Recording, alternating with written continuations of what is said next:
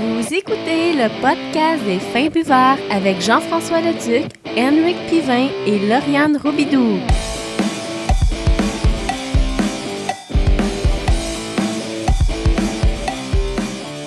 Bonjour tout le monde, bienvenue à cette 55e épisode du podcast des Fins Buveurs. Je suis votre hôte JF Leduc, à mes côtés Rick, ça va? Oui! Et invité pour la première fois, premier invité, pas de pression, Alex Leduc du blog lemalteincarné.ca. Ça va Alex? Ça va bien. Yes, là on essaye ça, là, c'est nouveau, là. On a un invité, là. J'espère qu'on ne fera pas trop peur, pas trop stressé Alex. Ça va pas de te faire honte. Non, ça arrivera pas, inquiète pas. On le fait déjà de notre côté. On se honte à vous-même. C'est ça, exact. Ah, on est bon là-dedans. Ouais, vraiment. Podcast des Fins Buveurs, podcast qui passe sur la bonne microbrasserie québéquoise. Vendredi, grosse semaine.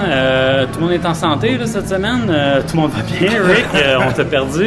On t'a quasiment perdu. Ça a été rough la semaine passée. Très rough. Qu'est-ce que t'as mangé, juste pour le fun? Aïe, je suis même pas sûr. C'est parce que j'ai joué entre deux affaires, tu sais. Ok. C'est soit un pad thai que j'ai mangé au restaurant, mais quoi que c'est un restaurant que je vais souvent, puis j'ai jamais été malade avant, là. Ou une salade que je m'étais ramassée à l'épicerie, tu sais, les prémix, là. Ouais. Je trouvais que la vinaigrette goûtait bizarre.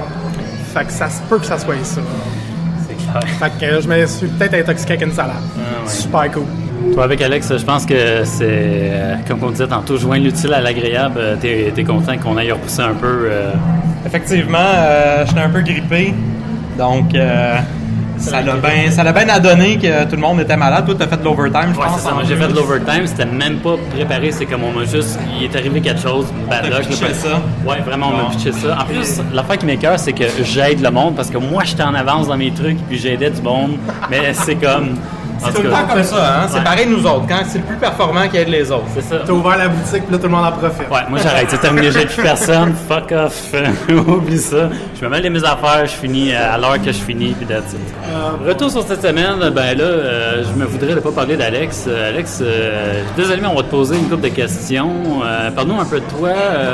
Ton blog, Ouais, ton blog, lemalteincarné.ca, qu'est-ce qui se passe avec ça? Ça dure depuis combien de temps environ? J'ai débuté ça en novembre 2014, novembre de l'année passée. Ah ouais.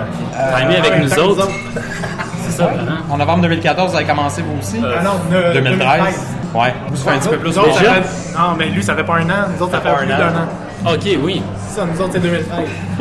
Tabarnak déjà. Ah ouais, parce qu'on a passé l'année, puis moi j'ai toujours l'impression que... Un an de plus. Plus un. Rajoute-en en arrière de la cravate. Ouais, c'est ça. Non, ça vaut rien que t'as pas. Excuse-moi. Ben, enfin bref, j'ai commencé, je me suis intéressé à la bière, ça fait longtemps. J'ai commencé à m'intéresser un petit peu plus dernièrement, à m'impliquer. Ça fait quand même assez longtemps que j'écris dans la bière. J'écrivais sur Homebrew Talk, Ok. principalement en anglais. Puis c'est quand j'ai rencontré Sébastien Brisson du Helm. Je sais pas si vous êtes déjà allé au Helm. Non. Non, moi non plus, hein. J'ai jamais été. J'y avais fait une petite interview pour Homebrew Talk, puis finalement, j'ai décidé de faire ça, si on veut, À ton compte, là. mon premier article sur mon propre blog. Fait que j'ai démarré ça, puis depuis, ça va très bien, une bonne réception. Ça prospère assez rapidement. Tu sais que tu dois déjà avoir un couple de contacts étant donné avec qui tu étais sur l'autre avant. Effectivement, fait que je connaissais quand même pas mal de personnes. Ils partagent mes posts. Ce qui aide le plus, c'est quand qu'une brasserie partage tes trucs. Là. Ça, c'est incroyable. Sérieusement, là, je l'ai vu assez vite. Là. Ça paraît quand on tag du monde qui nous Ouais. retweet ou whatever. Là. Ce qui a vraiment démarré mon blog, c'est qu'à un moment donné, j'ai fait une review d'une bière de Le Castor. Je me rappelle plus c'était laquelle. Ah! Oui, Avi! La oui, Evie. C'était peut-être la Yakima IPA par contre. Oui, là. oui. Avant qu'ils changent la recette, c'était ça? Ils ont changé la recette. Ben, c'est parce qu'avant, il y avait une blonde normale, puis je pense qu'après ça, ils ont décidé de changer la blonde pour une IPA. Ben, ils ont fait une session houblon. C'est celle-là. Là, il y a la Yakima IPA qui a Ouais. vraiment qui a pogné beaucoup, là, qui est sortie un peu, si je me trompe pas, en même temps que la moralité, là, Ouais, de parce Dieu que du ciel. Moi, j'avais goûté au Saint-Boc la dernière fois.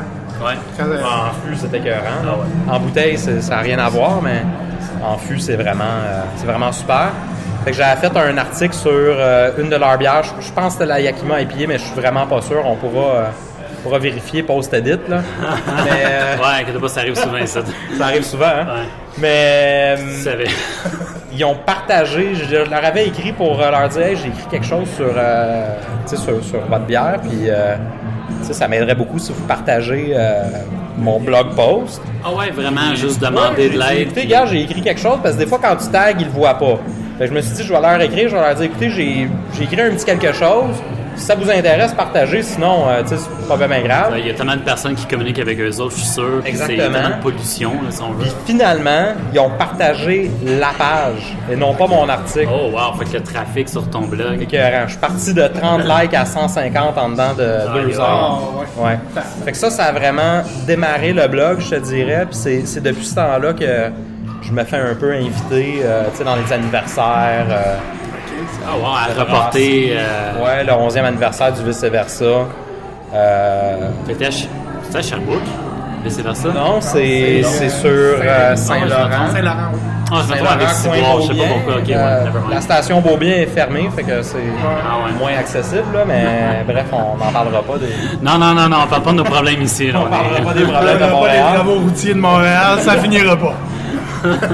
Mais bref, c'est comme ça que ça a démarré, puis j'ai toujours aimé écrire, puis ma blonde un moment donné, elle me dit « Hey, il me semble que t'aimes la bière, t'aimes écrire, écris donc sa bière. » Fait que, why not? On est parti ça. Est-ce que tu as délaissé Blue Talk pour te consacrer à ton blog ou t'écris un peu encore en anglais ou en français? Non, j'écris plus en anglais du tout.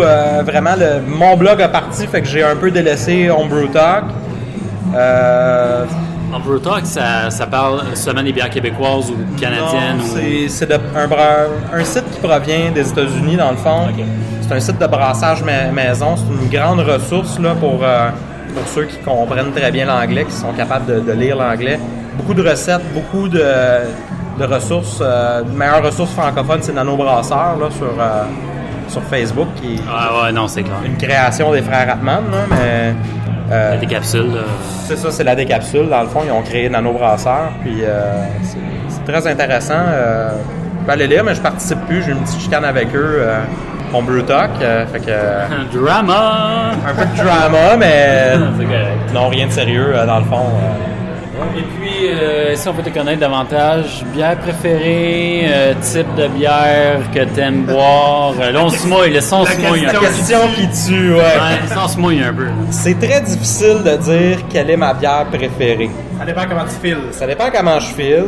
Si on y va, meilleure bière préférée, si on veut, de tous les temps, c'est sans conteste la Chimay bleue. Oh wow, ok, ouais. Style belge. File Ouais. belge. Ouais. Vraiment. C'est un classique. J'ai d'ailleurs écrit un article C'est leur sur les grands classiques. leur quadruple. Si je me trompe pas, c'est une double Ok. Trompe jamais. ou une triple. C'est refermenté en bouteille avec Ok. levure. Il me semble qu'elle est triple. Ah ouais? C'est vraiment le porte-étendard de la marque, là. Ok. Ils vendent ça en petites bouteilles puis en grandes bouteilles. Ouais, c'est disponible un peu. C'est très disponible à la SAQ. Dans les blondes, Sinon, là. si on va bière préférée au Québec, moi je dirais que j'aime bien les bières de Dieu du ciel. Je trouve ça cliché de dire que c'est la péché mortelle. Non, mais c'est une des meilleures, c'est ça la C'est pas Jeff qui va te Non, contredire ben, là-dedans. regarde, là, sérieusement, là, non. Je trouve ça cliché. C'est la stout par excellence quasiment. Là. C'est celle que tu peux offrir à tout le monde. Puis je l'ai offert justement à une néophyte de stout qui est très disponible, bon goût chocolaté justement. Ouais, le riz, ben, justement, là, ils ont été l'année. au podcast pour l'année. Elle a déjà été là. Ben c'est ça, au podcast quand même. Mais pour tâter un peu les frères Atman, avec qui je m'entends très bien, puis Ovi, le brasseur de Croonen, je vais y aller avec la King Kong. Là-dessus, je veux savoir, est-ce que ça leur appartient ou ils ont une alliance avec la microbrasserie puis ils ont développé une bière? C'est ça que je me demande. À ma connaissance, c'est un brassin collaboratif. Ok, c'est ça, ouais. That's it. Ok. Je sais pas s'il y a des redevances ou des royautés Ah, là-dessus. regarde, là. là-dessus, peu importe. Là, Peu importe, vraiment, c'est une bière excellente, une que je me IPA, une IPA de seigle faite avec mais un peu épicé. une variété de houblon, un peu épicé. Tu sais, le seigle apporte quand Ouais, même. ben c'est un petit Effectivement. épicé, ouais. Excellente bière, très rafraîchissante. Ouais, ça manque à ma culture brassicole. Faudrait Moi, je qu'on connais y goûte. pas ceux-là. Ouais. Croonen, Citroën. Ben, Petite brasserie de Blainville, propriétaire, son nom c'est Ovi, c'est un Roumain transplanté, là, si on veut, pur sang. que je sais ça. C'est des petits brassins, là, c'est un gars tout seul, il fait toute sa livraison lui-même. Là. OK. Fait que One c'est Man pas leur Army, gros là. distributeur, fait que- Mais si vous voulez me réinviter, là, après ça, j'en amènerai une. Non, jamais, c'est terminé. On m'en dégustera une si vous désirez. J'amènerai une King Kong. Bon, si tu y tiens, là, peut-être. Ah, c'est clair. Puis sinon, je pense que ton dernier billet, tu as fait une dégustation qu'on a en commun parce qu'on l'a fait là récemment, nous autres, de notre côté, des Trois Mousquetaires. On peut saison peut-être en prête. parler, ouais, la fameuse saison prête. Saison brette, ouais. Ouais, on peut peut-être en parler un peu en gang. Je sais pas le fun, t'en as pensé quoi? Je serais curieux de savoir ton point de vue là-dessus. Ben écoute, au début, j'ai écrit un petit quelque chose sur ma page Facebook par rapport à ça. Au début, j'étais pas sûr. Je l'avais mis au frigo peut-être un petit peu trop longtemps. Puis quand je l'ai sorti, j'ai trouvé que c'était extrêmement amer, voire ocre, très surette. C'était juste ça qu'on goûtait. Juste ça. OK? Mais en réchauffant, ça a vraiment développé des saveurs saisons, hein. de cuir, foin, tu sais, brette, là, vraiment bretteux. Puis c'était quand même assez agréable. J'ai trouvé que l'acidité qu'elle avait, puis le côté amer un peu, tu sais, les petites pommes hâtives là, qui sortent au début de l'été, petites pommes vertes là, qui Ouais, tapent ceux qui son sont linge, jamais là, bonnes, là, ouais. que vous trouvez probablement jamais bonnes si vous aimez pas les... C'est ça, les On va gars. former du surette, côté hein? suré, ouais. Mais moi, j'adore ça. Fait que j'ai vraiment eu un certain coup de cœur là-dessus. J'ai vraiment aimé comment elle s'est transformée quand elle a réchauffé. Ben, c'est ça, ça change vraiment le goût. Puis il y a certaines bières comme celle-là là, qui portent à être bues à 8 degrés ou 12, c'est-à-dire plutôt 12, là, vraiment comme plus J'aurais pièces. dit, Là. je dirais elle s'est vraiment ouverte, épanouie, là, si on veut, quand elle a atteint une température pièce. Ouais, c'est ça. Parce que c'est qu'est-ce qu'on goûtait en bouche. Il y avait un bon goût sûr, mais l'arrière-goût, c'était le côté saison. C'était un peu le réconfort, tu sais. C'est ça, T'as les le goût céréales qui puissant, montent, c'est là, ça, tu sais. c'est ça. C'était quand même très rafraîchissant, un arrière-goût un peu céréalier de foin, là, blé. C'était très plaisant. J'ai entendu des gens dire qu'elle était vieillie en fût de chêne, mais Je l'ai pas Je sais goûté, pas moi. lequel, là. Ouais, non. j'ai pas goûté le chêne du tout. Ben, le goût, ça, c'est tellement dominant, là, sérieusement, là, que ça coupe peut-être tout le reste. Sinon, c'est Une pour ça que- certaine amertume Ça aussi. dépend. Là. Si tu prends des barils de chêne, juste barils de chêne, ou si c'est des anciens barils de whisky ou d'autres choses.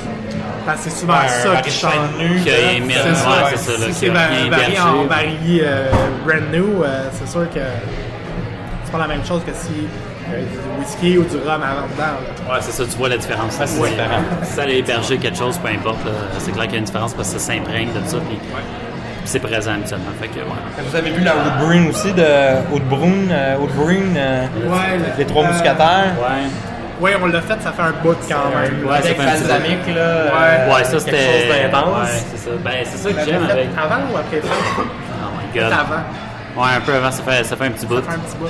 Puis- Moi, j'ai adoré celle-là, mais je suis un grand fan des bières quand même assez sûres. OK. Les Ah ouais, bières comme ça? du vieux C'est monde. un nouveau. Bon, on va t'inviter c'est un nouveau plus, goût à développer. Ben, c'est un goût qui s'acquiert, puis juste à côté au Saint-Boc, c'est la semaine des bières sûres. C'est vrai, ouais. Ben oui, c'est vrai. Donc, Ça, moi, je suis plus houblon, tout est plus. Malte, Il est plus caramel, malte, sucre. plus barrique, n'importe quoi qui a passé un séjour en fût de chêne. Je suis un sucker pour tout ce qui est barrel age, là, tu me donnes ça, là, puis, Si jamais tu vas aux États-Unis, au Vermont, là, t'achèteras des bières de Firestone Walker. C'est toutes des bières qui ont été vieillies en fût. Ah ouais, cool. Ils ont un chaillis incroyable là-bas. C'est vraiment... Je pense en note. effectivement. C'est vrai qu'au Vermont, il y a quand même une grande quantité de bières de micro. C'est clair. On est loin de ce qu'on peut retrouver normalement ailleurs aux États-Unis. On dirait que le nord-est des États-Unis, ils ont comme un monde à eux. Tu seras surpris, puis on fait une parenthèse dans le fond, là, mais si jamais vous avez la chance d'aller en Floride, dans le coin de Tampa Bay, il y a beaucoup de brasseries artisanales qui... Tu sais, on pense pas à la Floride comme étant une mecque brassicole, là, mais je te dirais que... Je sais pas si vous avez entendu parler de Cigar City Brewing. Non, ça dit rien. Ben, vous lirez un peu là-dessus. Dans le fond, là, c'est vraiment une des meilleures brasseries au monde. Puis Ça a commencé une petite brasserie à Tampa Bay, là, dans le vieux Tampa Bay, parce qu'il y a des poulets sauvages qui courent un peu, là. C'est une autre histoire, là, mais c'est... Spécial, ça, parce qu'on n'est pas prêt à... D'habitude, on n'a pas le réflexe d'associer le sud puis la bière. Effectivement. Autre que pour la cerveza, la bière. Non, la Floride est vraiment... c'est florissant comme endroit pour la bière. Puis beaucoup de bières sûres, puis d'excellentes brasseries qui gagnent à être connues. Si jamais vous y allez, là... Ouais, c'est intéressant, mais je t'avoue qu'on est pas mal plus au Québec, c'est plus disponible pour nous, mais ça peut vraiment, il faut sortir, là, mais si on a l'occasion de sortir, c'est sûr que... Mais si vous allez au Vermont, vous allez pouvoir trouver des produits au Beverage Warehouse. Là, ouais, c'est ça, je me Si jamais ça vous intéresse ça vous intéresse de vous intéresser, là, comme on dit. Ouais, non, c'est clair. C'est sûr qu'on est curieux, parce que je dis toujours à Rick... Rick est toujours surpris quand il y a toujours une brasserie américaine qui ressort du lot dans des concours ou quoi que ce soit. Ou... souvent, ça se retrouve, comme je te dis, dans le nord-est des États-Unis. Maine, Vermont, Delaware. Il me semble que... Ouais, Dogfish, mais Dogfish, c'est rendu... ça a eu son prime. Moi, je sais qu'il y a pas. Ça a eu son prime, mais ça gagne à être connu, honnêtement. C'est tout ce que je connais. C'est sûr que c'est les plus populaires qui ressortent. Il faut vraiment sortir pour faire des voyages brassicoles pour vraiment connaître. Effectivement. Sinon, aux États-Unis, on va penser à Californie avec le vin ou dans le sud, on va retrouver souvent pour des spiritueux, du rhum, ça, on va retrouver. Il y a quand même plus de 2000 microbrasseries aux États-Unis. C'est assez fou. Il en a, je pense, 10 par semaine, Pio. Ah ouais, c'est spécial. Je regardais. Il y avait un article où c'était comme le nombre de brasseries par capita, par nombre de personnes. Puis je pense numéro 1, comme vraiment pas trop loin, là, c'est comme une ville aux États-Unis que j'ai jamais Asheville, en Caroline du Nord. Je pense que ouais. Il y a comme 25 brasseries, je pense, dans 1000 carrés. Ouais, c'est quelque chose de fou. Ouais. Okay. C'est vraiment... c'est une des mecs de la bière, là, Asheville, en Caroline du Nord. Ouais, c'est vraiment un détour pour les amateurs de bière, là, franchement. Pas rapport comme ville, là, mais... Ça t'en fait à ça, c'est au-dessus du radar, mais non, c'est là que ça se passe. Puis, OK, c'est good. Wicked Weed, entre autres, là, qui fait beaucoup de bières sûres, ou de bières vieillies en fût de chêne aussi.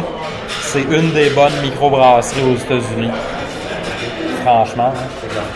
Et je veux boucler la boucle parce que vu que tu es un amateur de bière sûre, je veux juste savoir comment tu as commencé à peut-être apprécier le côté sûr de la bière, avec peut-être quelle bière que tu as découvert qui t'a fait aimer le goût, peut-être pour les fans comme nous qui sont peut-être pas des fans de bière sûre. Comment tu as un peu développé ce côté-là de goût sûr? On n'a pas beaucoup d'exemples de bière sûre au Québec, honnêtement. Ça commence. Donc c'est difficile. Autant les IPA ont été un must il y a 2-3 ans. Ça l'est encore, là. Mais autant là, les bières sûres font une entrée là, sur le marché. L'engouement dans les bières sûres se trouve plutôt aux États-Unis où on va trouver plusieurs exemples. Puis même, on fait revivre des styles allemands comme la Gose puis la Berliner Weiss. Je te dirais que si vous avez jamais bu une Berliner Weiss, c'est vraiment là où il faut commencer. Parce que c'est comme, comment je pourrais dire, c'est acidulé. Mais c'est une bière qui est très rafraîchissante. Elle a juste 3-4% d'alcool. Fait qu'elle fesse pas dans le dash, comme on dit. Puis c'est pas une acidité qui est très présente, comme dans une American Sour ou une Old Brune. Moi, je commencerais par une Berliner Weiss. Puis c'est vraiment la Berliner Weiss, la Alexanderplatz, là, je pense qu'ils l'appellent, de Hopfenstart. Okay. Qui m'a vraiment ouvert... si on veut l'horizon là, aux bières sûres. Okay. C'est tellement rafraîchissant, c'est comme boire une limonade, je trouve. Ouais. Il y a la Gose aussi des trous mousquetaires qui est un peu ça, mais qui a un côté vraiment épicé avec la coriandre. Ouais. Ce qui fait un peu contraste. Il y a le côté salin aussi d'une Gose, une Goza, pour la prononcer comme il faut, je crois. Là. Ah, regarde, c'est quoi là? Voyons. Abbaye, une abeille, là, on s'en fout. Abeille, on s'en fout de la prononciation. C'est bon. On a fait au moins 4 épisodes là. T'es généreux. C'est-à-dire que t'es pas assez généreux. Ouais, parce que, sérieusement. Là. me trompe à tous mes épisodes. Mais ouais, ok, c'est intéressant. Je connaissais pas ce style allemand-là, absolument. C'est un style qui a vraiment qui a disparu en Allemagne. Ouais, c'est ça, parce que. Ouais, parce que c'est très traditionnel en Allemagne, c'est vraiment. En tout cas, Ben, la Goza, il n'y a pas personne qui a brassé en Allemagne. C'est vraiment en Amérique du Nord qu'ils l'ont fait revivre. Là. La Berliner Weiss, ça se brasse encore à Berlin, à Munich. mais ils n'ont pas une appellation, je pense que ça me semble en Allemagne. Ils ont des règles de brassage que Oui. si tu. La règle de pureté. si tu La loi de sors pureté ça, allemande, si c'est tu vraiment sors la de loi. Ça, tu peux plus appeler ça une bière, tu appelles ça comme une liqueur de malt ou. Effectivement. J'imagine, est-ce que ça tombe là-dedans ou est-ce que ça a été créé avant, donc la recette est perdue? Non, toutes les bières qui sont brassées en Allemagne respectent les lois, mais c'est moins strict qu'on pense, honnêtement. Je connais pas la loi par cœur, là, mais ça dit que les ingrédients qui peuvent aller dans la bière. Puis, même au Canada, dans le fond, on a des lois qui régissent ce qu'on peut appeler une bière, dans le fond. Ben, c'est ça, normalement. C'est en haut, moins strict, là, c'est ça. mais oui, effectivement, c'est brassé selon la loi de pureté allemande. Parce que dans le fond, ça ne pourrait ne pas l'être, car on rajoute souvent à cette bière-là un sirop de framboise Ok. Fait que ça triche. ou une racine, là, j'oublie le nom, qui rend la bière soit rouge ou verte. OK. Ça rajoute un goût soit un petit peu plus acide, là. Puis on boit la bière à la paille. Oh, ouais. Ah ouais. Ça doit être bizarre, ça. Ben, il me semble que C'est le style. Mais ici, on... en casque, tu on pourrais a je pas pourrais de boire une tradition, bière- comme donc, ça, là, mais... je pourrais boire une bière de casque en paille, avec une paille, mais une bière fortement avec Mais c'est pas beaucoup fort, de CO2. c'est 3% Non, d'alcool. non, mais avec beaucoup de CO2, il me semble que ça se boit pas en casque. En tout cas, Ouais. ça, c'est moi, là. Je peux même pas capable de boire une boisson gazeuse avec une paille. Ah, ça moi non m'énerve. Pour vrai? Moi, s'il y a trop de CO2, Non, non, là, c'est correct, là. Je juge s'il pas. y là, a y a trop pas de problème. CO2, tire la paille, là. C'est bon. Là, j'ai juste l'impression de boire de la mousse. Non, effectivement. Mais ouais, non, pour revenir, pour s'introduire aux bières sûres, j'irais avec une Berliner Weiss ou une Gauss. C'est quand même assez facile d'approche. Puis c'est quelque chose qui... un goût qui s'acquiert. C'est comme manger des huîtres.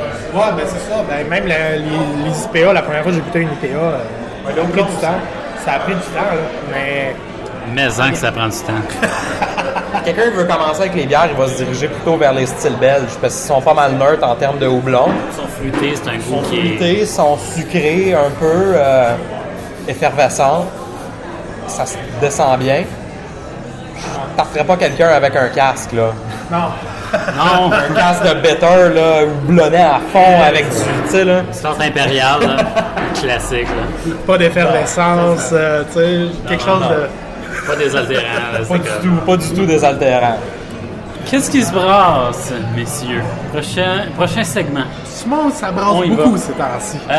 Ouais, ça brasse pas pire, mais j'en ai juste retenu une, parce qu'il y en a une vraiment là, qui a sorti cette semaine, tout le monde en parlait. Tu sais, quand toutes les nouvelles en parlent, ça veut dire que c'est quelque chose de spécial. La fameuse crabe. La crabe. Attends, j'essaie d'avoir l'accent. Là. En fait, c'est La crabe. La crabe. La crabe. Donc, une bière ambrée de 5,1% d'alcool avec un goût subtil de crabe par la microbrasserie Saint-Pancras à Bécomo avec collaboration de la microbrasserie Opéra de Jonquière. Distribution majoritairement sur la côte nord dans certains commerces de la région et sur place. Bon, ils veulent pas qu'on la goûte, fait qu'il faut se déplacer pour ça. C'est ça qui arrive, hein. Un brassin limité, là, ben, ça se limite à la région. Exactement. Ben, moi, je respecte ça. Je veux dire, Non, ben, c'est clair. j'ai vu l'entrevue qu'elle a faite, je pense que c'était à la TVA, en tout cas, Ouais. celle qu'on a mis sur que tu as mis sur le site, où il disait ben, que le brasseur se sentait mal d'exporter à l'extérieur du Québec quand il y a de la misère à fournir dans sa région. c'est ça. Ben, gars, écoute, on s'entend que les microbrasseries sont là pour promouvoir justement La les région. régions. C'est une belle ouverture justement avec la route des bières qui est en train de remplacer la route des vins tranquillement. Fait que, gars, c'est une belle façon de vous essayer, vous voulez visiter des trucs au Québec, vous avez goûté des trucs au Québec, allez-y. je pense que c'est une bonne initiative. Là. Effectivement. Quand ils sont capables de brasser pour 200 000 litres, on en reparlera. Là. Ben, ça doit être assez spécial. Je sais pas. Crab. La Je suis pas sûr que je serais un fan, mais je vais goûter. On va y goûter. J'avoue que je vais goûter.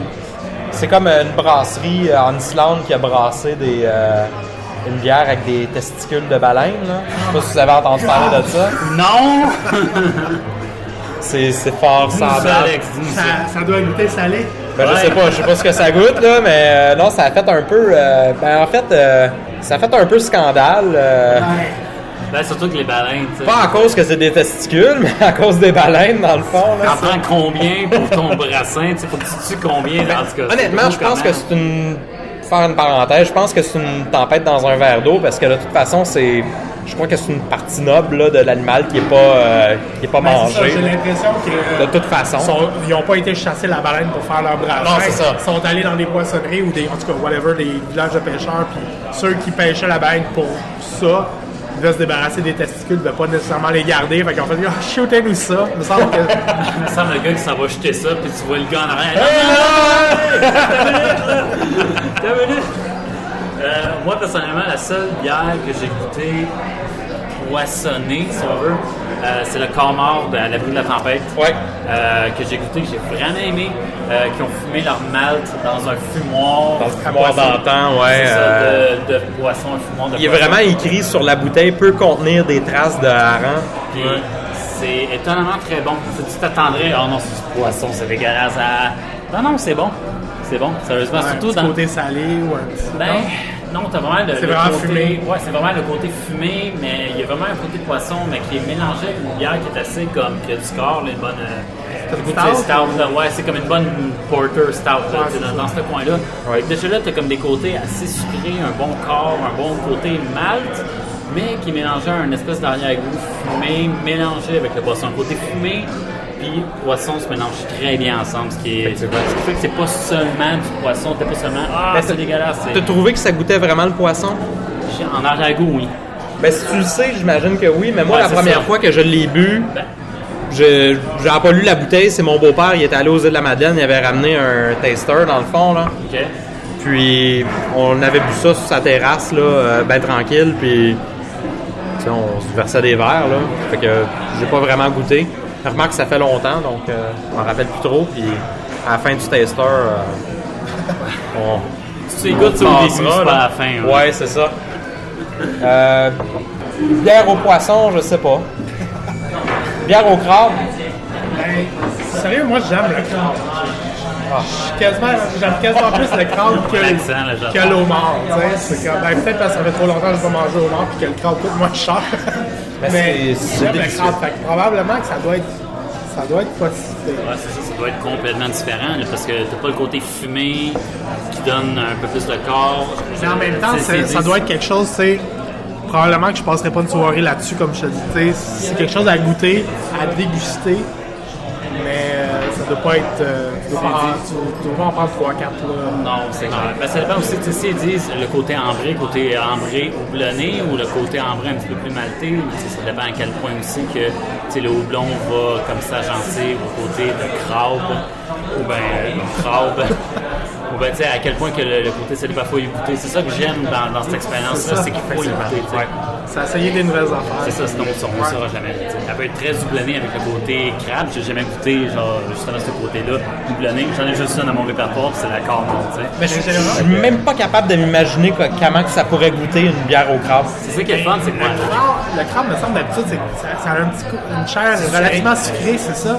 Tu sais, c'est pas tant salé, c'est pas comme un poisson. Là. Bon, moi, ils ont pas mis de beurre à l'ail, peut-être, dans la bière, là. ça c'est écœurant. Ouais, sérieusement. Moi, j'avais l'impression que ça a un petit côté sucré avec vraiment un petit côté eau de mer, peut-être, qui ressortirait. Là. Sucré-salé. Là. Salin, ouais. Ça fait rêver. Tout ce qui Pourrait être intéressant. On y goûtera probablement jamais. Je sais, C'est ouais. ça qui est triste. Ouais. Mais attends, je pense que si je me trompe pas, le vice-versa va peut-être avoir un fût Hey, si on s'enfuit. Il me semble que j'ai vu ça passer. Là. Je veux pas faire de... On va faire des Je veux téléphones. pas faire de rumeurs. Là. Alex, là, On va vérifier l'information, mais... Il y a un line-up en avant du BCS. Comme il y a un baril pour Montréal. Je pourrais pas croire qu'il n'y aurait pas un fût qui viendrait à Montréal en quelque part. Là. Au moins une coupe, là, tu sais. Au moins un. Au moins un. Ah ouais, c'est ça, c'est clair. Ça va être garoché. Garochez-vous pour aller, pour vous battre, pour payer justement, pour avoir le seul fût qui va être disponible de ce brassin-là. Puis on va les goûter, je peux vous garantir. Parce que, Ouais. sérieusement, ça vaut la peine. Nouvelle, messieurs. J'enchaîne. Ben, go. Go. Première nouvelle de cette semaine. Qu'est-ce qui s'est passé dans le monde brassicole? Publication des bières qui vont participer au concours Canadian Brewing Awards qui va suivre. J'ai l'attention là. J'ai sorti mes bonnes vieilles feuilles. C'est une méchante liste. Ouais, il y en a pas pire, mais j'étais assez étonné de voir qu'il y a certaines microbrasseries qui n'ont pas envoyé de bière pour ce concours-là. Il n'y a pas d'yeux du ciel. Fait que, juste pour le fun, est-ce que je vous dis les microbrasseries, puis vous essayez Écoute, de... c'est deux pages. Ouais, c'est ça, il y a deux colonnes sur ces pages-là. Ici. Il y en a quand C'est même quasiment beaucoup. 50 par page. Fait que au-dessus d'une centaine de microbrasseries. Là. C'est quoi, WBA? World Beer Awards, c'est ça? Non, c'est pas ceux-là, c'est les Canadian Brewing Awards. Ok, ouais, CBA. En fait, CBA, ouais. En fait, c'est au-dessus d'une centaine de bières qui est promue. Parce que là, je vois qu'il y a plusieurs bureaux qui en proposent 3-4. Ouais, c'est ça, ben, c'est ça, il y en a pas plusieurs. loin d'une dizaine. Là. Je vais essayer de vous les nommer rapidement. À l'affût, Belle Brasse, Brasserie Dunham, Brasserie Deux Frères, Brasseur du Monde, Sans Gluten, Farnham, Ale et Lager, Frampton Brass, Offen Stark. C'était laquelle, Alex, que tu disais? La Berliner Weiss, je sais pas si elle est là. Ouais, elle est ici. Ouais, elle est là. Alexanderplatz. Ah, cool, intéressant. Fait qu'ils l'ont... Elle y va, donc c'est intéressant. Ah, c'est dans quel... excuse-moi, rappelle-moi le type de cette bière. Berliner Weiss. Ok, ouais, c'est vraiment le type. dans le Bière fond, blanche, c'est Berlin dit, là. comme Berlin, Ouais, c'est Weiss. ça. Weiss, ça veut dire blé en allemand, dans le fond. Si je me trompe pas, bien sûr. Mon allemand n'est pas à point, mais il me semble que Weiss, c'est blé en allemand. Donc, c'est une bière de blé allemande, effervescente, sûre, acidulée, là, si on veut.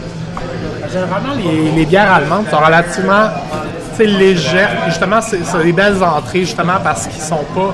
C'est l'équilibre. Ben, en Europe, il y a ce côté-là, c'est avec Wanis. des trois brasseurs avec qui on parlait, que justement, en Europe, il y a cette façon de faire qui n'est pas dans les extrêmes. On va moins dans comme des très fortes houblonnées ou des très fortes maltées. Ça va être plus middle ground. Fait que, tu sais, des fois, c'est des belles portes d'entrée justement parce qu'ils sont pas dans les excès. T'sais, ici, on va faire souvent des tentatives. On expérimente. On aime ça, essayer des affaires. Je veux pas te corriger, mais les bières allemandes, il y a quand même des bières qui sont assez pesantes. La Doppelbock, Dolkenweizen, les Eisbock sont des bières de glace, dans le fond, là, qu'on gèle pour les concentrer. Là. Mais c'est des catégories qui sont plus extrêmes, qui vont être plus special. On pense souvent que les bières allemandes, puis tu sais, on se ramène, on est dans une lager house, là, un peu ici, là. On brasse des bières allemandes, tchèques, un peu british, des bières un petit peu plus légères. Mais on pense souvent que les bières allemandes, c'est la petite bière blonde pétillante, là. Mais c'est vraiment pas le cas, là. C'est vraiment divers comme culture brassicole. On a vraiment des extrêmes. On a des bières noires, là, allemandes, quand même assez fortes en alcool. On parle d'Allemagne, on va penser à l'Oktoberfest Beer, qui est une Marzen, une bière qui est brassée en mars pour être bu en octobre. Une bière un petit peu plus forte, nécessairement là, pour survivre à l'été, mais effectivement, c'est une bière un petit peu plus goûteuse, plus forte. Le classique de l'Oktoberfest. Ah, ben c'est fun de savoir qu'il. C'est vrai que j'avais cette impression-là. Tu sais, oui, ça brassait d'autres choses, mais c'était relativement limité comparé à. Je pense vraiment que l'Est de l'Europe, l'Allemagne, c'est unidimensionnel, mais c'est vraiment varié comme culture brassicole. Tu sais, les Hefeweizen, on est habitué que c'est des bières qui ont des goûts de banane, des bières de clous de girofle un peu. Mais il y a certaines Hefeweizen, si on va un petit peu plus en région, on sort de Munich. C'est des bières qui ont des goûts de pommes vertes, fruits, un peu confits. C'est très varié comme profil. Mais évidemment, la marque de commerce, c'est le goût de banane qu'on va rechercher. Le côté blé de la bière qui ressort, qui donne un côté de banane fruité à la bière. Ben, c'est plutôt la levure qui donne le goût de banane. Le blé va donner le corps. Le houblon aussi. Il y a certains houblons qui vont être plus fruités. Ben, une Hefeweizen, si on parle strictement d'une Hefeweizen, ça a à peu près 10 IBU, donc c'est pas une bière. Peut-être tu penses plus à une Hopweizen. Ouais, peut-être, ouais.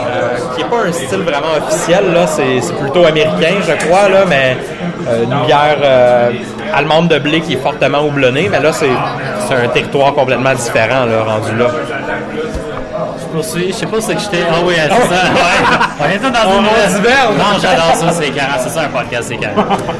La Barberie, le Saint-Boc, le temps d'une pinte, le trèfle noir, le trou du diable, surprise. Beaucoup. Ceux qui suivent pas, c'est la liste là, des Canadian Brewing Awards. ARJ, très intéressant. ARJ, Trou Mousquetaire, l'espace public, Mécassine, brasserie Archibald. L'espace public, ah ouais? Ouais. J'adore cette place-là. Après ça, Charlevoix. C'est pas loin de chez nous. Lac-Saint-Jean. Mais c'est vrai qu'ils ont des bons. Je revenais après ça, on les regardera ceux que vous voulez voir en profondeur. La Chouette, Gueule de Bois, Pit Caribou, Goudal. J'ai fait une de bois. Puis Unibrou, ouais. Bon, OK. D'accord. Fait qu'est-ce qu'il y en a une que vous voulez savoir un peu les bières qui ont été envoyées? On a déjà parlé de l'Alexander Ouais, c'est ça, exactement. Ce qui est intéressant de voir, c'est des bières sûres à l'affût, la cave sûre. Une saison sûre. On en voit de plus en plus. Brasserie Donham envoie aussi. On n'envoie pas les. Mais je lis à l'envers, là, mais on n'envoie pas les assemblages qui sont excellents. Je ne sais pas si vous avez vu les assemblages. 1, 2, 3. On les envoie pas. Peut-être parce que ça ne fit pas vraiment dans aucun style. Là. Ben, c'est ça, c'est nouveau de ces Canadian Brewing Awards-là. Il y a des catégories pour les bières sûres. Fait que les bières à base de brette, les saisons brettes, les American Sour Ale, tout ça. C'est des nouvelles catégories. On a la saison du Pinacle là, qui est excellente de Donham. Si on va dans les brasseurs du monde, la Seiglerie, là, si vous avez la chance, c'est une bitter anglaise qui est quand même assez houblonnée. Session IPA de Brasseur du Monde, je ne sais pas si vous l'avez vu, là, c'est excellent. Le Saint-Boc qui y va, c'est intéressant. D'habitude, ils ne sortent pas trop de chez eux. Il y a le Sweet Jesus, que moi personnellement j'adore. Si vous aimez le George, le Barley Wine, très excellente, là, franchement. Sweet Jesus, Boubon. Ah oui? Ouais, peut-être bourbon, là, mais... Oh my god, ok. Non, il y a plusieurs bonnes offrandes. Trou du diable, toujours aussi. Ouais, ça, c'est un classique.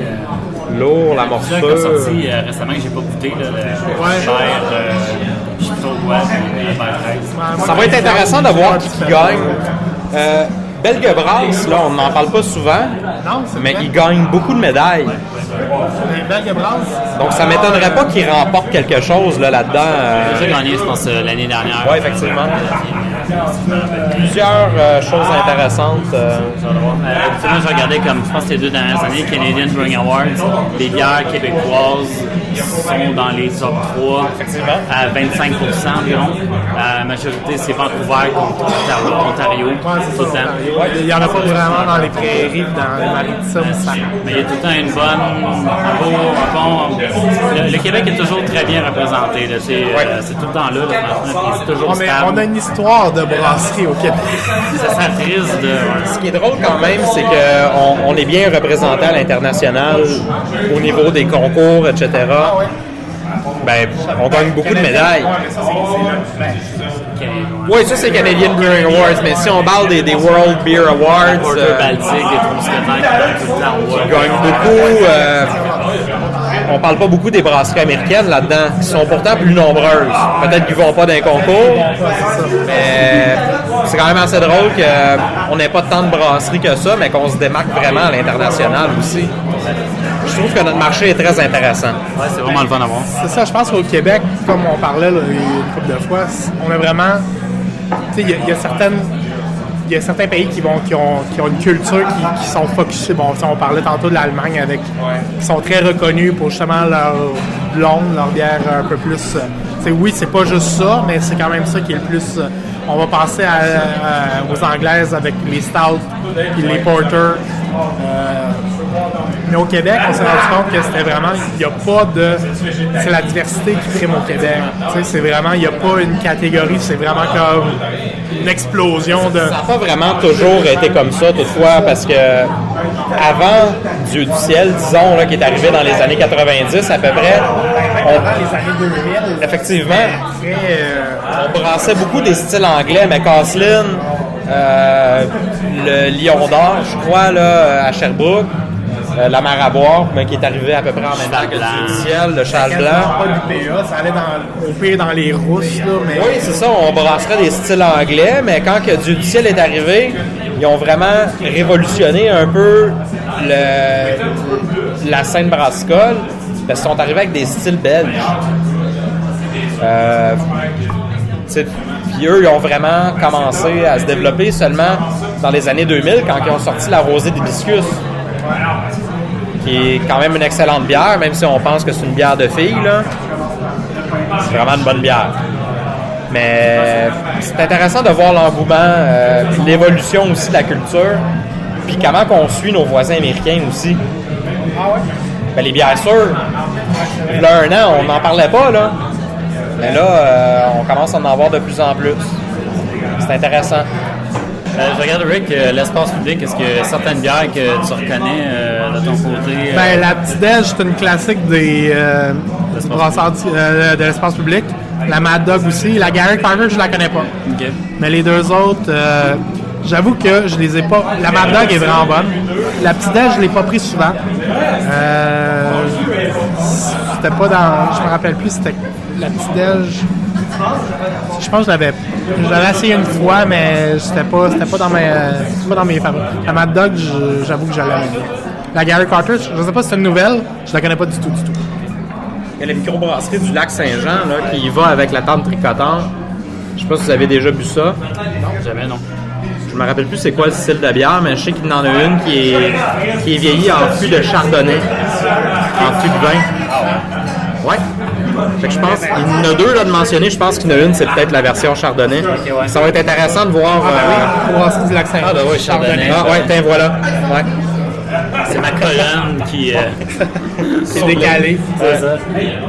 Ouais, ben il y a la Gros Mollet là, qu'on a goûté en fût, là, et ça, là, ça va être... C'est une Louis à vie, hein, c'est ça? La Gros Mollet? Ouais. One Porter, Pop. En Bourbon, à vie, en fût de Bourbon, il me semble. Je sais pas, je connais pas trop les bières du lac Saint-Jean, mais... Ouais. Ben, je connais celle-là que j'ai goûté, sinon je trouve que les autres je les connais pas.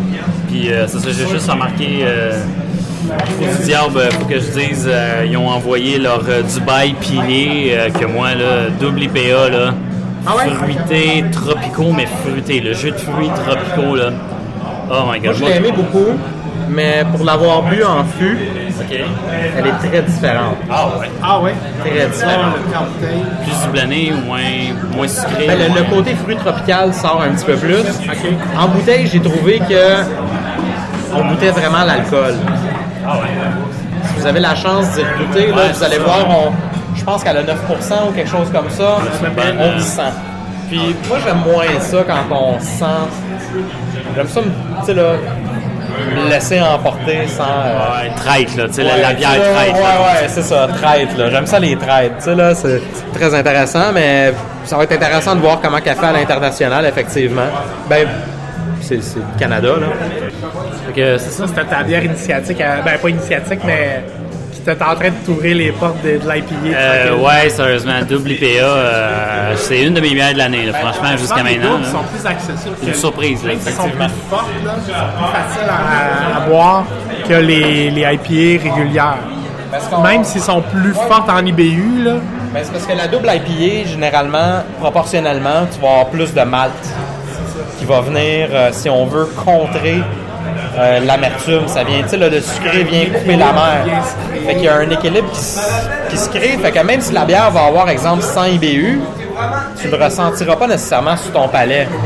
Tandis que, exemple, une saison fortement houblonnée, qui n'est pas nécessairement très maltée, sucrée, tu sais, c'est une bière à 4-5% d'alcool, qui est des fois fortement houblonnée.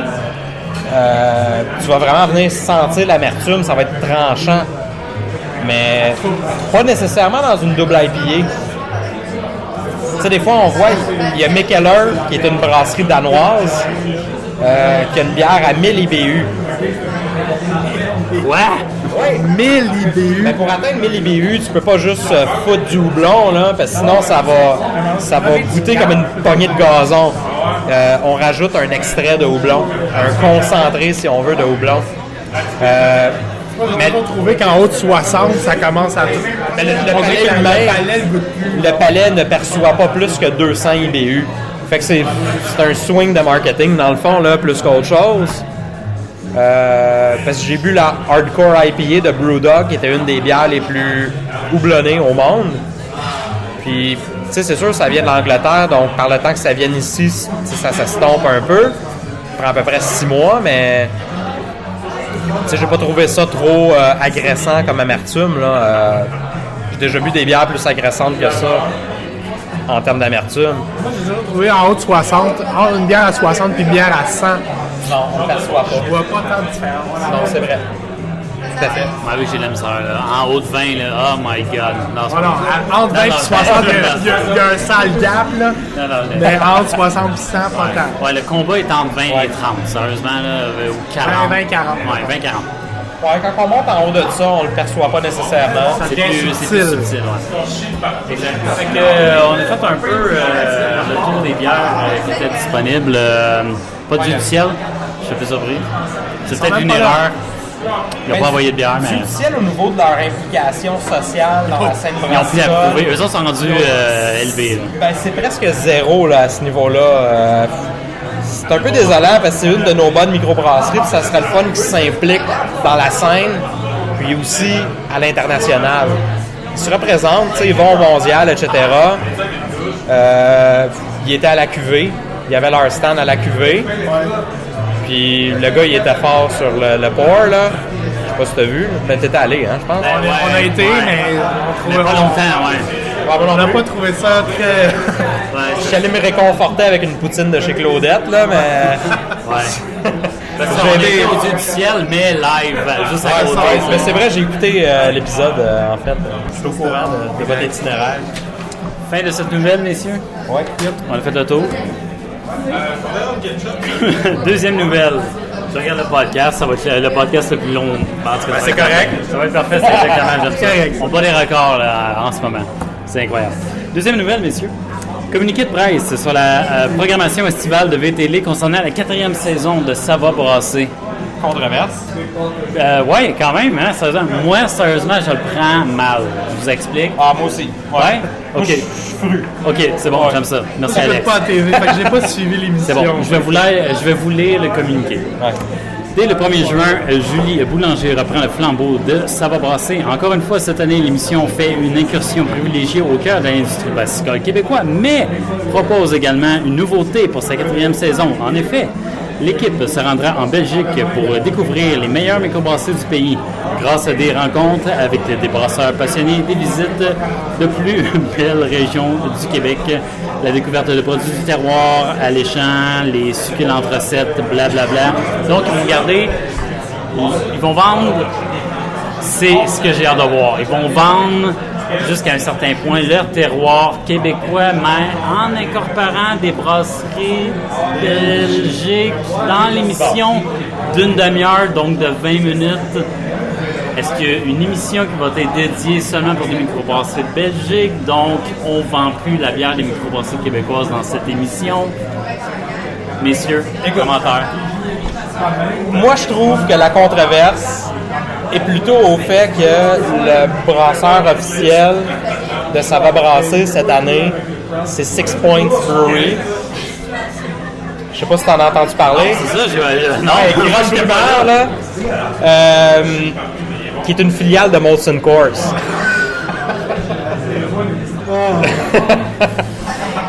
La controverse, c'est même pas au fait qu'on met en showcase les brasseries belges, parce que c'est bon. ça, je trouve ça quand même assez intéressant, même si on s'éloigne un peu du but premier de l'émission, C'est ça, ouais. qui était de mettre en valeur les brasseries du Québec. C'est ça, exactement. Puis à 3 saisons, 10 épisodes par on est quoi, à 4e saison, là, 5e saison? À 13. On a 100 quelques brasseries au Québec, on a juste fait 30. Là, je pense qu'on a amplement de matériel pour... Ça, c'est Il en sans manque compter pas, de c'est ceux ça. qui pop à chaque année. là. Effectivement, il y en a qui s'en rajoutent. Fait que je pense que la controverse, c'est pas nécessairement au niveau de la Belgique, même s'il y a encore plutôt de... Ouais, mais il y a beaucoup de il y a bien du racines. matériel. Il y a, tu sais, non, mais dans le sens que Ouais. il y a une grande inspiration belge dans les micros québécoises. Ouais. Fait que de ce côté-là, tu sais, on peut comprendre la volonté d'aller checker de l'autre côté ce qui pourrait être intéressant, puis de voir de quelle façon c'est adapté ici ou d'apporter des nouveautés ici. Fait que de ce côté-là, je pense pas. Je suis d'accord sur le fait que j'ai pas de problème à ce que ça aille voir de l'autre côté, tant qu'il y a une portion qui est gardée pour les micros d'ici, étant donné que c'est le but premier de l'émission. Si même que le contenu soit de 15-20%, on s'en fout. Il reste un contenu québécois. Mais de prendre une saison spéciale pour aller voir de l'autre côté ce qui se fait, puis de voir sur le vieux continent comment que ça se déroule, je suis ouvert à l'idée, c'est ça. Ce qui est poche, Mais là, ce que tu viens de Ouais, là, c'est là, j'avoue que c'est un peu ordinaire. c'est une des raisons pour laquelle que l'animatrice, Catherine, je pense son nom... L'émission, fait que je fais pas Boulanger, ça se peut-tu? Oui, mais l'animatrice originale, me semble, c'est Catherine Leclerc, son nom. OK. Caroline Leclerc. Caroline Leclerc, Ah, OK. je pense. Ouais. Catherine ou Caroline. En tout cas, je la débaptise, là, mais c'est pas grave. Ouais, c'est grave, mais c'est pas grave. Bon.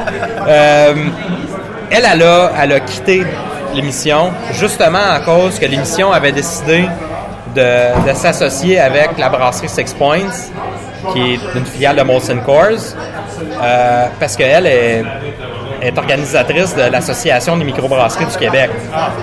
La PAC, La MBQ, ça allait contre ses valeurs et les principes même de l'émission selon elle. Puis c'est pour ça qu'elle a quitté l'émission. Puis je trouve ça poche parce que Six Points, c'est quand même de la bonne bière. On l'a pas ici au Québec, fait que j'ai hâte de voir. Peut-être une brasserie qui n'est pas au Québec, qui soit dans ta brasserie officielle. Une émission québécoise qui porte sur les brasseries québécoises. C'est ça. C'est peu intéressant. À quel point que ça va jouer un rôle, par exemple, sur l'émission? Ça risque d'être... Ils font habituellement une bière collaborative en fin d'année. La peur que j'ai, c'est que l'émission devienne une grosse annonce pour Molson. Ouais, avec les publicités pendant les pauses de cette émission-là qui va pousser la bière plus commerciale. Effectivement. Fait que j'ai hâte de voir comment que ça va se présenter. Julie Bou, pour la nommer affectueusement, là, qui était animatrice à C'est quoi, là, si je me trompe pas, il y a un certain nombre d'années. Rouge FM, je pense, puis C'est une bonne animatrice, donc donc les chefs également, je pense à Radio-Canada. je pense pas que le problème il est là, dans le fond. là. C'est vraiment l'association avec une brasserie commerciale qui va même à l'encontre du principe même de l'émission. là.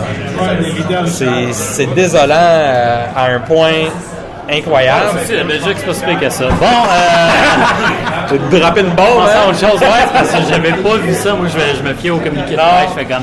Bon, Ben, regarde, ça, c'est arrivé.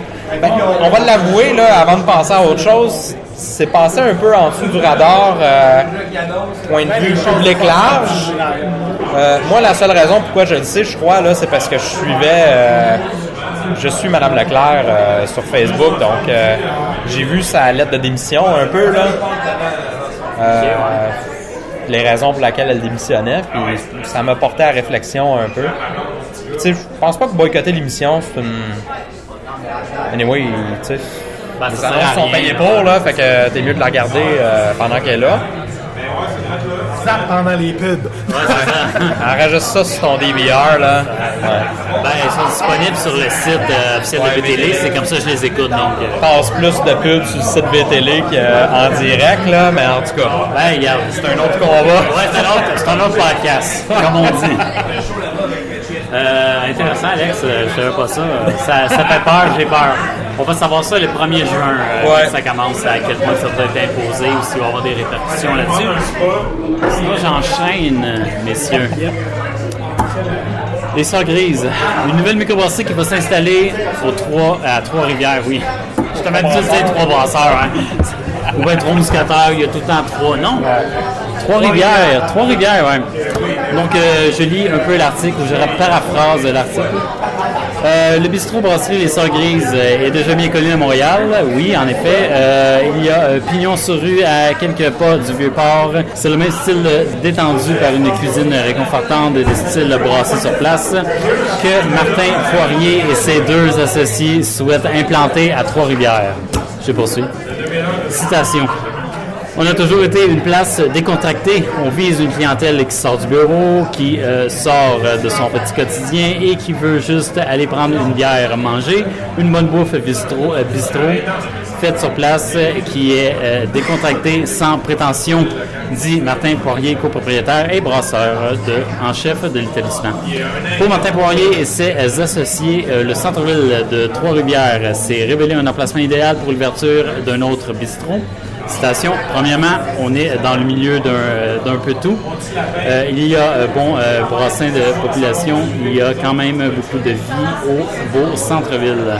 Il y a le port à côté qui est intéressant. L'accès au fleuve, c'est une belle région. Je poursuis. 150 places, nourriture bistrot comme qu'on connaît avec fumoir, comme celui qui est au Vieux-Port. 5 bières régulières, plus 4 qui vont être saisonnières. Les bières classiques, les Sœurs Grises, si vous vous en rappelez pas, c'est la Camélia Blanche, la Marguerite une blonde, la Marquis de Vaudreuil que j'ai bu, ambrée, épicée. Ouais, vraiment bonne, hein? La mer supérieure, une dorée amère, et puis l'Apa si noir, une noire à l'avoine que j'adore bien. Messieurs, Trois-Rivières, écoute, un autre microbrasserie, c'est juste de l'expansion, c'est le fun. C'est vrai, il me semble que Trois-Rivières est pas. Tu sais, ça ressort beaucoup en région. Tout que Trois-Rivières est pas souvent sur la map. Je connais le Gambrinus pour y avoir été. Il y a le temps d'une peine, je crois, qui est à Trois-Rivières ou en périphérie. Ah, c'est une trouverait, ouais. Qui est une excellente microbrasserie également. Je suis pas allé, mais j'en ai entendu que de bons commentaires. Ouais, c'est ça. Je pense que ça va être intéressant de voir comment les Sœurs Grises vont s'implanter auprès des Trifluviens parce que avec le concept de Montréal. le concept messieurs, de Montréal qui est un peu ambitieux, cher, point de vue un bouffe, peu. ouais, hein. Ben, ils sont dans le quartier des affaires. Ils sont sur McGill, dans le vieux, quasiment dans le vieux port. Les bourgeois un peu. C'est ça, tu sors Ça de va là, être- puis c'est des tours à bureau, mur à mur à côté. Là, fait que, Trois-Rivières, c'est modeste. Peut-être que On s'entend. je sous-estime Trois-Rivières parce que je connais pas tant la ville, mais il me semble que de l'expérience que j'ai de la ville, c'est une ville qui a une classe assez ouvrière. Ouais. Sans les rabaisser, là, mais c'est des gens qui travaillent. Je sais pas si ça va leur tenter de payer 20$ un plat. Là. ben, c'est ça, c'est ça. Je pense qu'il va y avoir une adaptation qui va devoir se faire. Là, parce qu'effectivement, ils ont des bons produits. C'est excellent, mais tu sais, en même temps. C'est le rapport qualité-prix, la quantité-prix, j'ai le goût de dire. Ouais, c'est ça, tu sais. Ça monte vite au Sœurs Grises. C'est à voir comment ils vont s'adapter au marché trifluvien. Tu peux pas garder genre le même plan d'affaires ou les mêmes prix ou le même. Il n'y a pas autant de compétition, il n'y a pas autant de. C'est pas le même marché. là, C'est c'est pas pas exactement la même. Encore une fois, peut-être j'ai une mauvaise conception de ce qu'est un trifluvien, mais il me semble qu'une salade masculine, là, ça ne Je l'intéresse pense pas. que là. c'est pas une question de trifluvien parce que c'est juste prendre différents quartiers à Montréal ou différentes régions, puis tu as le même principe. Là. Tu sais, je veux dire que tu prends les microbrasseries ici sur Saint-Denis, il y en a c'est pas une dizaine, là, mais il y en a quand même pas mal, puis c'est très accessible, c'est très abordable. C'est en plein milieu du centre-ville. Mais si tu vas plus dans le milieu des affaires, un petit peu plus Vieux-Port puis tout, là, ça jump, puis c'est pas long. Mais tu sais, je sais pas si, mettons, si on parle strictement à Montréal, si les Sœurs Grises, qui est dans le quartier d'affaires un peu, Donc, je ne verrais pas aller s'installer à côté de l'espace public, mettons. c'est ça dans Schlag. Dans Schlag. sais, je sais pas si ça marcherait. Peut-être que oui. Mais je mais je suis sûr que. je sais pas, on va voir. Il va y avoir une volonté de vouloir essayer. Effectivement. Moi, j'habite à Schlag, puis ça me tentait de l'essayer, là. non. Mais en même temps, tu sais, je vois pas là toutes les semaines. Ouais, ça, je t'ai pas me demander, est-ce que c'est le côté étudiant aussi de Trois-Rivières avec leur université? Je me dis peut-être. étudiant, est-ce que... Étudiant veut pas dire, tu sais, pas tout le monde qui étudie à la médecine. Ouais, ben c'est ça. Non, mais tu sais, on parle de brasserie en région. Tu sais, à Rimouski, je pense que ce qui fait vivre le bien le mal, c'est la brasserie à Rimouski. C'est la proximité de Lucar. Ouais. C'est vrai qu'il y a un gros marché. Les universités et les cégeps sont un marché où les jeunes veulent essayer quelque chose. Il y a Dans le Sherbrooke, là, puis, il y a une envie de découverte quand on est plus jeune. Comme le Benelux. Le Benelux sur Sherbrooke, c'est presque juste des étudiants de McGill Concordia qui vont là. C'est ça, la clientèle 25-35, là. Ouais. À peu près là. Même peut-être 20-35, là. C'est la... 35. Oui, ça sort là, de ces gauges-là, mais en même temps, c'est ça la grosse clientèle des micros. Il y a une volonté dans la jeunesse d'essayer de découvrir, de tenter des expériences qui est peut-être pas aussi... Il y en a dans les générations plus avancées, mais c'est pas aussi marquant, si on veut, tu sais. Je connais du monde, 40-50 ans, qui, eux, oui, ils ont le goût d'essayer ça, mais ils sont moins nombreux. Ça fait moins partie de leur... Mais il y a une habitude qui se crée, veut pas, tu sais. Quand t'es jeune, t'as pas eu le temps de créer des habitudes, fait que t'essayes plein d'affaires, puis c'est normal, tu sais. Tu te rebelles de la Molson M là, qui t'est offert. Tu fais, hey, attends une minute, là, pour ça. Oui, ça va être intéressant de voir comment ça va fonctionner là-bas, je crois. Comment s'ajuster, ça va être C'est sûr, s'ils sont à proximité de l'université, il va y avoir un marché, c'est clair.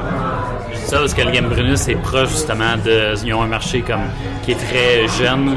Ben, je dis ça. J'ai été. Ouais, non, c'était quand même jeune quand je suis été. Et ils sont à côté de l'université justement. Fait que, tu sais, j'imagine dans tes On cours. parle Là. jeune, on parle large, là, moins de 40 ans. Là, tu sais. Ouais, non, ben c'est ça, là. Trentaine. ouais, c'est ça, c'est pas. Jeune. Ouais. Tu sais, jeune, c'est pas mon oncle c'est pas. C'est ça, tu sais. Hey, j'ai 30 ans puis je suis jeune, ok? On parle là? pas de jeunes de 18 non plus, là, tu sais. C'est comme. C'est large, là. Non. Jeune, là, c'est, mettons, 18-40. Exact. Vingtaine, trentaine. Je poursuis, messieurs, avec ma dernière nouvelle. Personne n'est triste. Short and sweet, cette nouvelle, vous allez voir, parce que c'est une classique. À toutes les semaines, il y a au moins ça. Des bières de la microbrasserie Bellechasse peut être maintenant disponibles en bouteille. Je voulais un peu l'article. À compter du jeudi 14 mai, il sera disponible de se procurer des bières de la microbrasserie Bellechasse en bouteille. La venue des bières en bouteille permettra de répondre à une demande qui est grandissante. Tiens, je sais pas où c'est que ça sort, ça. La première fois que j'entends ça. Une grosse demande pour les bières de microbrasserie. Sans casse. Soutient la gérante du pub de la contrée, Annabelle Goupil. C'est avec 3 bières d'inspiration belge. Justement, on en parle beaucoup d'inspiration belge en bière québécoise. Quelle microbrasserie va faire son entrée dans le marché du détail. Soit la blanche aux agrumes Donfleur, la double belge Buckland et puis la blonde triple Saint-Michel.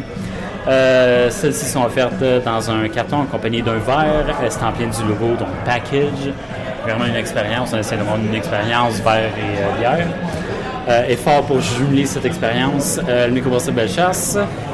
Cet emballage sera offert en pré-vente aux membres de la coopérative ainsi que dans certains dépanneurs spécialisés de la région et épiceries de Bellechasse. La production annuelle sera limitée à 15 000 bouteilles, chacune étant identifiée de son lot de production. Citation, ce sont toutes des bières de fabrication artisanale de grande qualité qui sont prêtes à être savourées à la maison en bonne compagnie. Fin de citation, précise le président et brasseuse. Précise le président et brasseur de la coopérative, Gabriel Paquin. Je termine.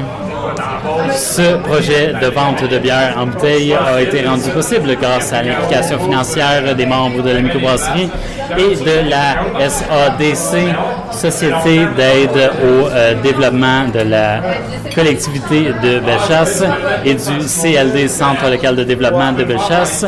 Soulignons que depuis l'ouverture de la brasserie en novembre 2013, les brasseries de Bocklin étant offerte seulement au pub. Et voilà.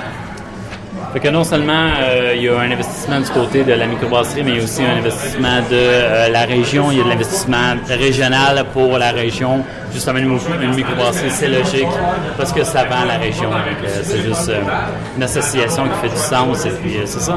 Embouteillage, on veut juste être gagnant en bout de ligne, je crois. Ouais, quelque chose à rajouter, je veux dire, c'est assez simple. Ouais, c'est ça, c'est assez direct, c'est ça. J'aime les dire, mais il n'y a pas grand-chose à rajouter parce que c'est juste, le consommateur est gagnant, plus disponible pour nous. On l'attend avec impatience, on a hâte d'y goûter. C'est ça, that's it. C'est ça. On aime entendre des nouvelles comme ça. Bonjour, c'est JF qui vous parle. Cette semaine, il y avait tellement de contenu qu'on a décidé de séparer l'épisode 55 en deux. Nous, on se revoit la semaine prochaine pour la conclusion de cette 55e épisode. Bonne semaine.